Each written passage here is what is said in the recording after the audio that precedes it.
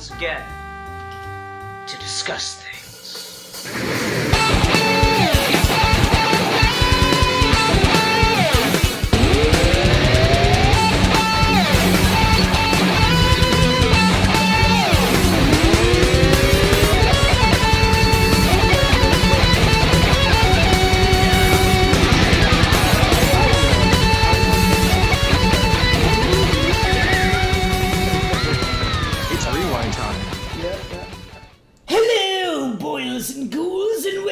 To another episode of Ghouly Gentlemen.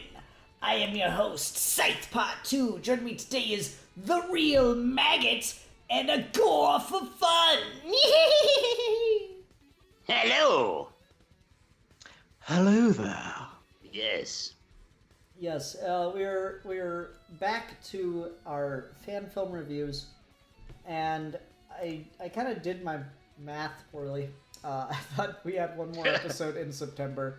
We don't, so this is the first episode in October, but that's okay. I think this does definitely fit. It's definitely a very autumn, Halloween-esque kind of fan film. So today we're talking about Sonic and Harvest Time Hazard. Say that 10 times fast. Harvest Time Hazard. Nope, I can't. Okay. So yeah, we're talking about that. This is by Belena Productions. This is, I think, the second project of theirs we've reviewed, because they did the Christmas with Sonic thing that we talked about last year. So fun times there. Alfie, you're here because you are more of a Sonic fan than Manos, and so I figured you'd be personally offended if I didn't invite you. Rightly so. Yeah, then it would be the Halloween horror. Yeah. So what did you think of this? Or actually, let me back up. Have you seen anything from this channel before?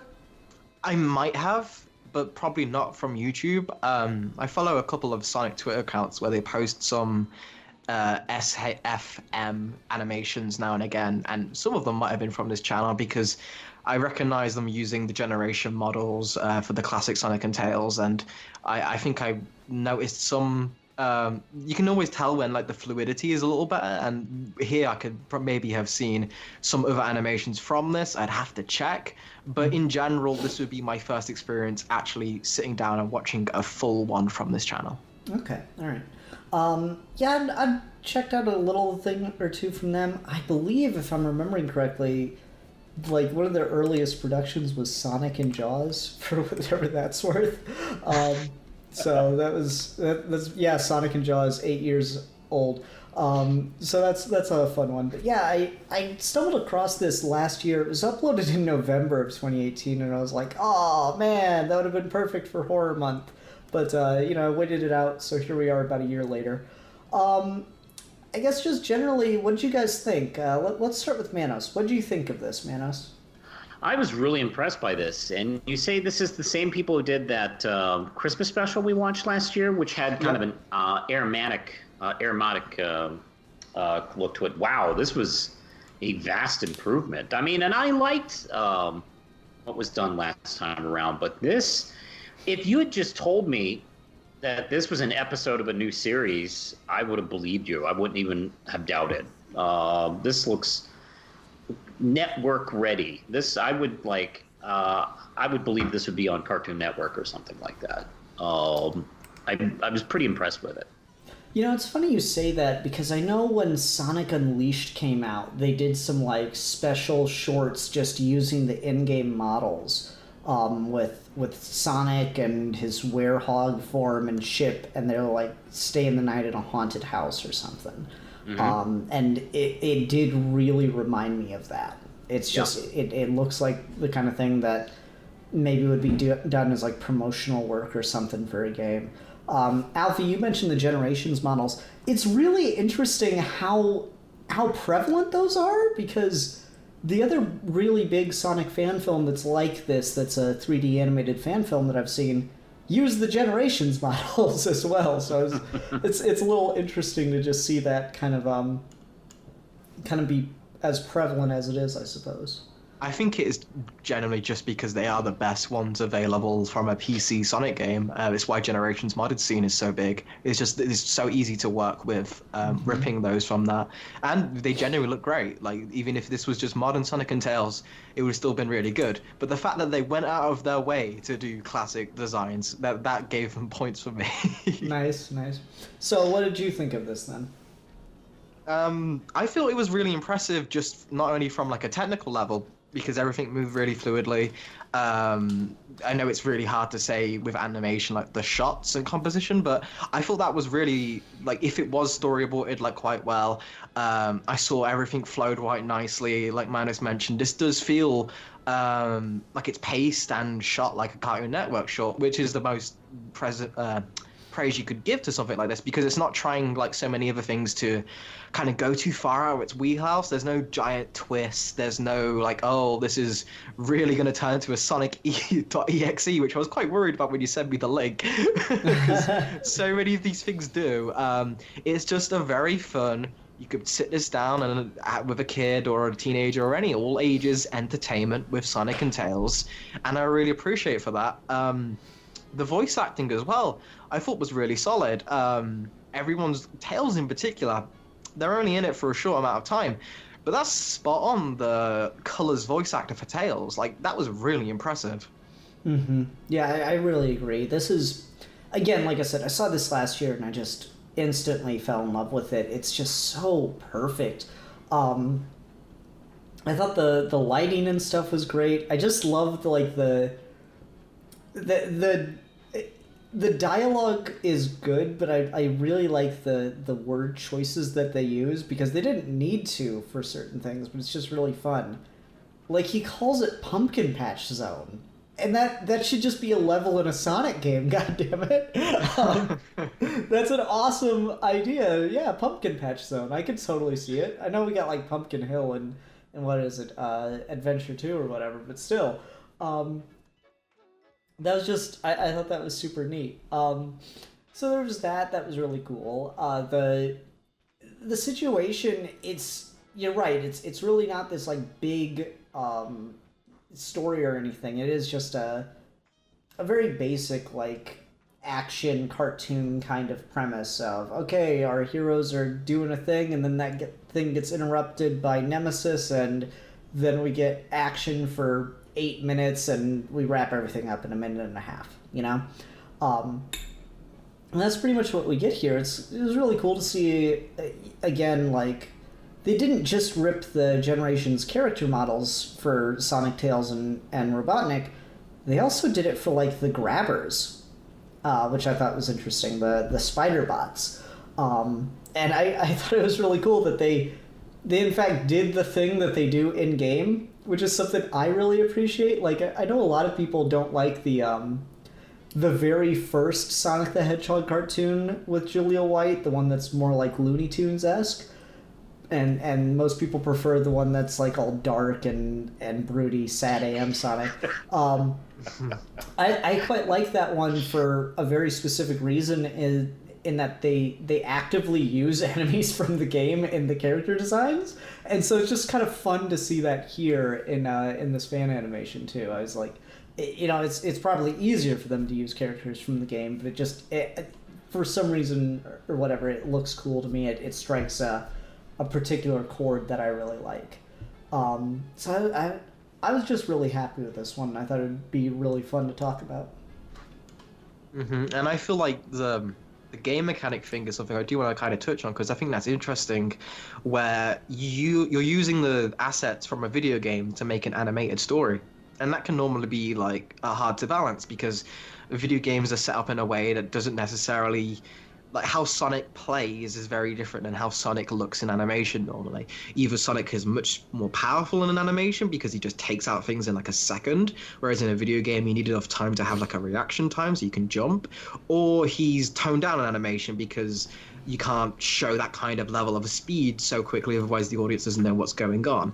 So there's a tough line to straddle between balancing those two, but this I thought did the best way possible, where not only do the enemies interact in the same way they did in like an animation. But even how like Robotnik is defeated at the end of this is how you would like defeat a boss in a Sonic game, where you figure out the weakness of these things throwing projectiles, and then you get to redirect them by standing next to a that's a really tank. good point. Or even just something I really appreciate whenever a couple of fan things have done this, but it always makes me happy. Whenever they remember that the animals are inside the robots and they don't just go poof when Sonic beats them up, there's like a compartment that opens to show you where the animal was. That's so clever and really cool, and like that's in all of this, is every time something's beaten, you get to see where that animal was held in it. I think that's a really good point. Manos, you not being the Sonic fan, did any of that like video game-esque stuff really stand out to you, or is that kind of just coming to you now? Because Alfie's picking up on stuff I didn't even really notice. Yeah, I'm okay at picking up things that I can tell are probably references to previous incarnations of something or deep cuts. Because usually, you know, when somebody does a fan film or even like a modern like remake or some tribute, I can kind of like, oh, okay, that's a thing. I don't get it, but I know I can tell. And yeah, I played video games, you know, every once in a while. Yeah, that was kind of neat. I kind of dig that kind of like aesthetic every so often instead of just blowing up or disappearing. I literally have like barely any Sonic knowledge. I've played the game once, I think in '96. And let's see, I just recently watched that Let's Meet Sonic episode of OKKO, which was a lot of fun. That's it. So I don't know. I was able to enjoy it, and I have the knowledge of it being a game. So, you know, nothing kind of was lost on me.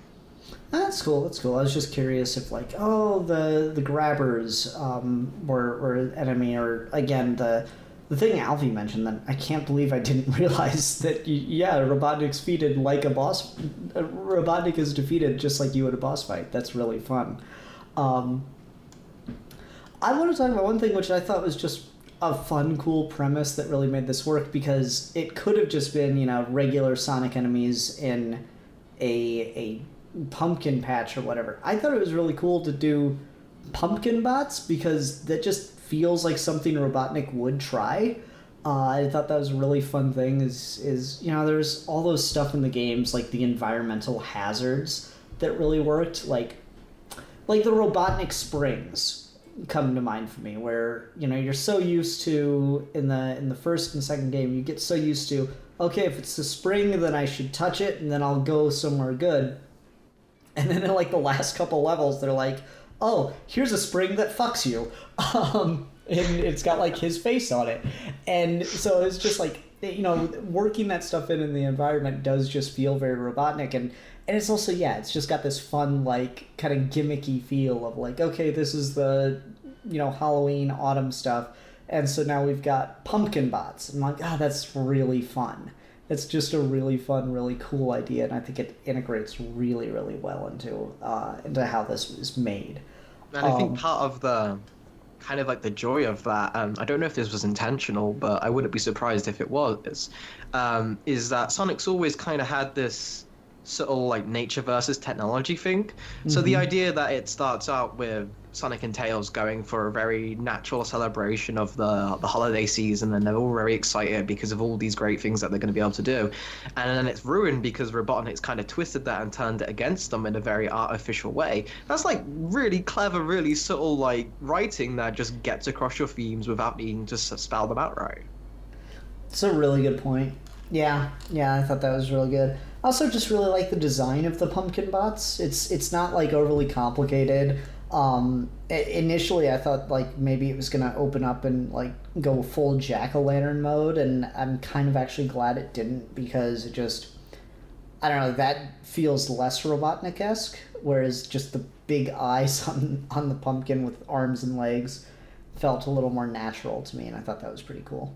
My only gripe with that is I do feel like, again, constraints of, this is the one time I do think the constraint showed, is they use the Sonic legs and arms for the pumpkin bots, which I do think kind of took me out of it at first when I first saw it. Like, it's got Sonic shoes and Sonic's gloves, which I think is like, obviously, maybe they could have tried to search for more robotic, maybe like Metal Sonic's hands would have been better or something. Or like the Egg Robo or something. Yeah, something like that to make it seem more, I don't know, Robotnik. Because again, it's just weird that it would have that out of all things. But it's a minor thing. I definitely love to see someone, again, I don't know, but I think this would look really great in like a Mania style sprite. Ah, that's a cool idea. Yeah, I can see that. So let's talk a little bit about the animation a little more in depth here, because as cool as it is to see the Generations models, I noticed this in the other one, Sonic Prologue, and I think it stands out here, and it's just a problem with trying to, I guess, reanimate those models, is the eyelid. Sonic's mono eyelid has this weird wrinkle to it. I'm trying to think. You probably never see Sonic like close his eyes for an extended period of time in that game. Mostly just like 2-frame blink or something. So I think that's something that stands out, and it's a bit of a weakness for the animation. But honestly, working with that kind of pre-existing model, it seems like that's totally worthwhile to just deal with, Other stuff I noticed is I thought the posing on Robotnik's face was really good, because if I'm remembering correctly from Generations, I don't think they animate a mouth on that Robotnik. I think it's like portrayed that his mouth is underneath his mustache, maybe?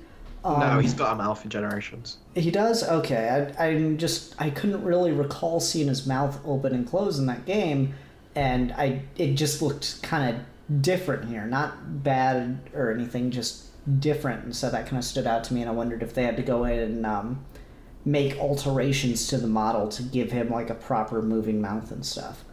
So I thought that was, just stuff of note. One thing I really liked was a lot of the lighting effects in this. Like, there's particularly the scene where Sonic kind of goes into the, I guess I'll call it the spider's den, where the grabbers are. I really like the lighting change that happens there, since there's this like sundown kind of feel to the entire episode. And when he goes in there, you've got like the heavy shadows and really nice orange tinted light coming from the sunset through the trees, and I thought that was just a really cool look to that moment in particular. Mm-hmm. I think so as well, because trying to give you openings, but I don't want to harsh this. One thing I do think is quite cool when it comes to that, and like the animation specifically, is the character acting. Specifically on Sonic.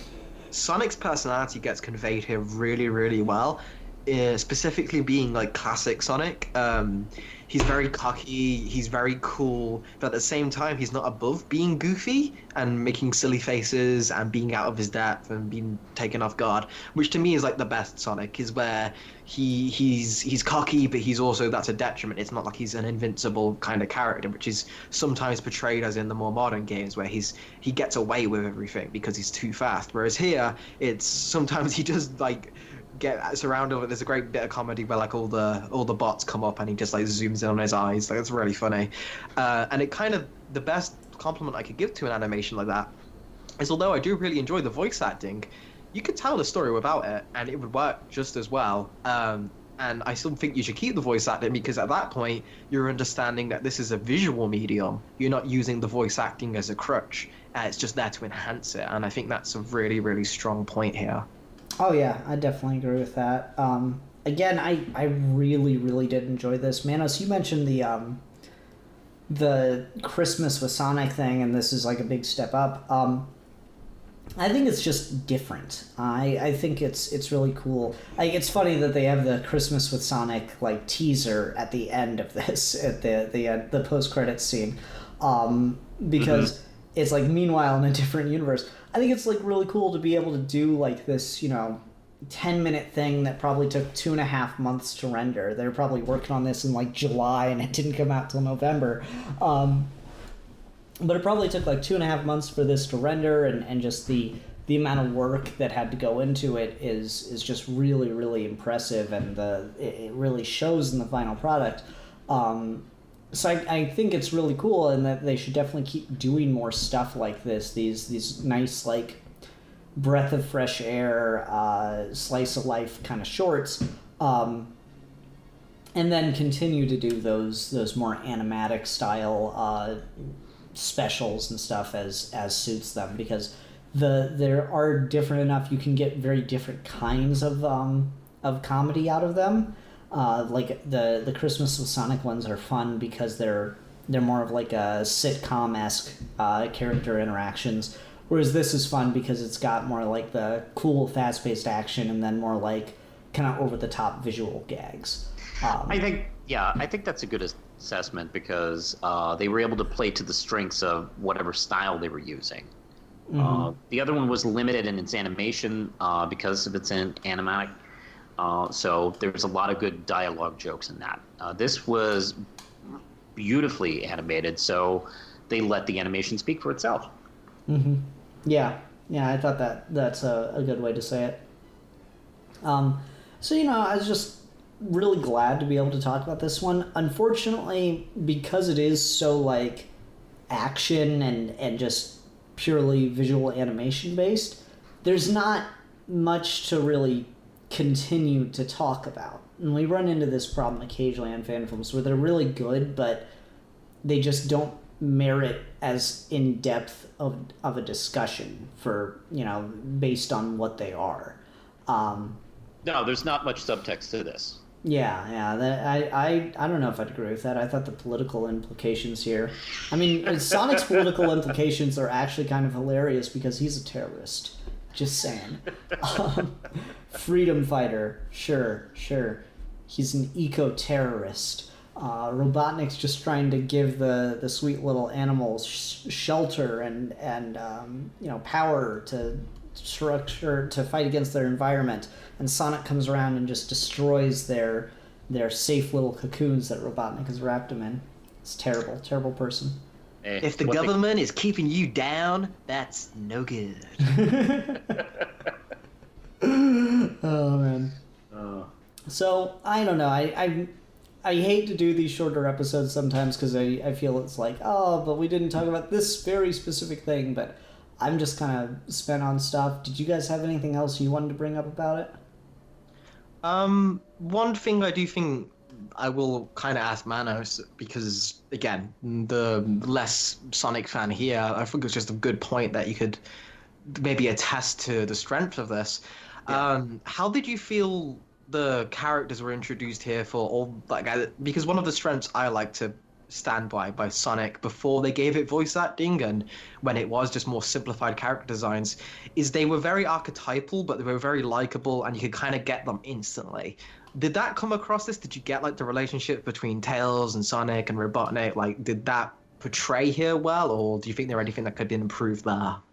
I would agree with that. I think they were very properly introduced. I got the sense of the Sonic and Tails relationship pretty quickly. I understood that, hey, and I'm the star, and you're the sidekick. But, they had a pretty good rapport with each other. Of course, Robotnik's intro was, pretty impressive too. So I didn't get any lost of any kind of feeling like, who the hell are these characters? It kind of was. It did help that I have like some vague knowledge of Sonic and Tails and Robotnik, so that helped a little bit. But it played to the strengths of the images. Right, and I feel like that's something where like Sonic and Tails are already kind of icons as is, so most people are going to come into this with some familiarity.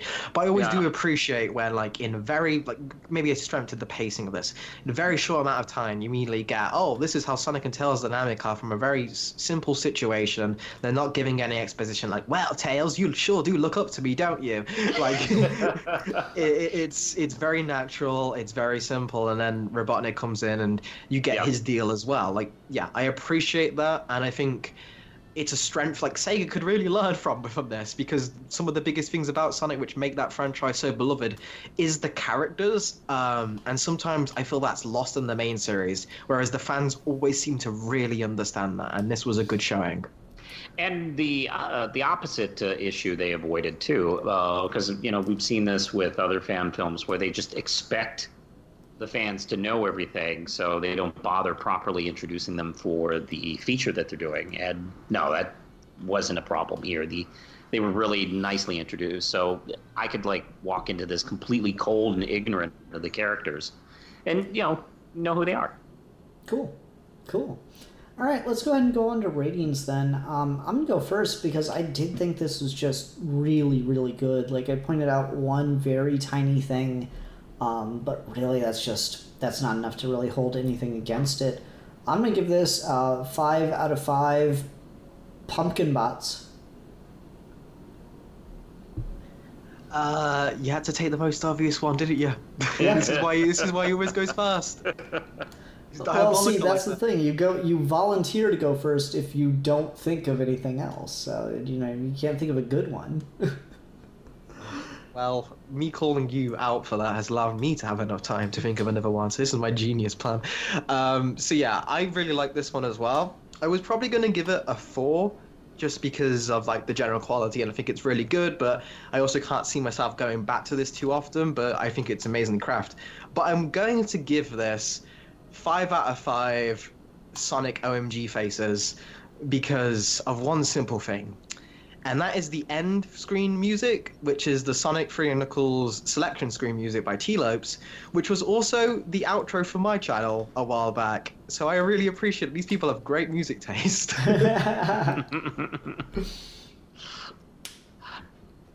And I'd say I would agree with you guys. The animation is just gorgeous. It's wonderfully paced. The writing is really crisp, as well as the voice acting. I enjoyed the little touches of the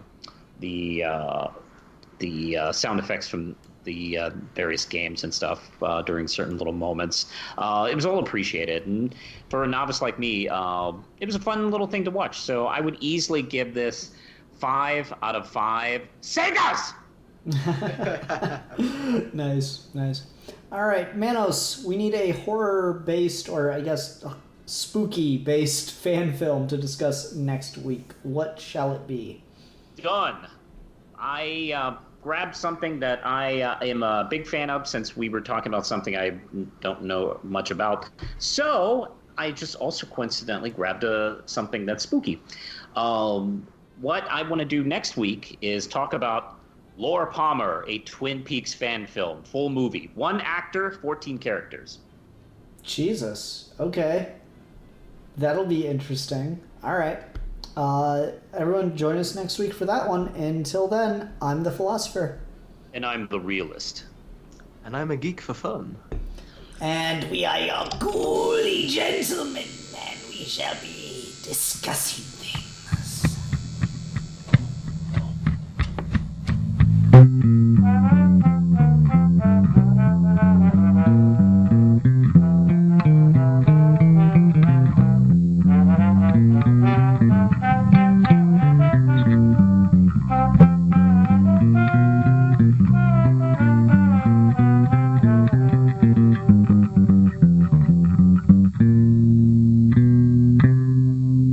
Ha ha